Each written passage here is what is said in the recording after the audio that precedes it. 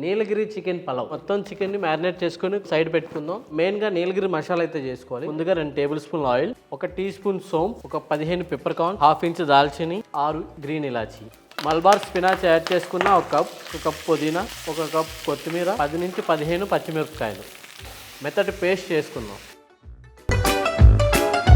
100 ml oil, 2 table స్పూన్ల గీ, 2 tea స్పూన్ల సాహీ జీరా, 1 stone flavour, లవంగా 4, మరటి మొగ్గ 4, ఇలాచీ 6, 5 బే లీఫ్ యాడ్ చేసుకొని ఇందులో 1 కప్పు ఆనియన్స్, 4 పచ్చిమిర్చి చీరికలు, 1 టేబుల్ స్పూన్ అల్లం వెల్లుల్లి పేస్ట్ వేసుకుందాం.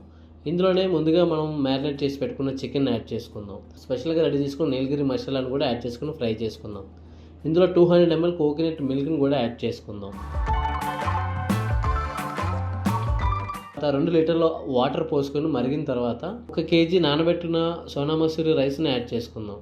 5 మినిట్స్ హై ఫ్లేమ్లో, 10 మినిట్స్ లో ఫ్లేమ్లో దమ్ పెట్టుకున్న తర్వాత రుచికరమైన గుమగుమలాడే నీలగిరి చికెన్ పలావ్ అయితే రెడీ అవుతుంది. సూపర్ సూపర్ సూపర్గా ఉంది పలావ్ అయితే.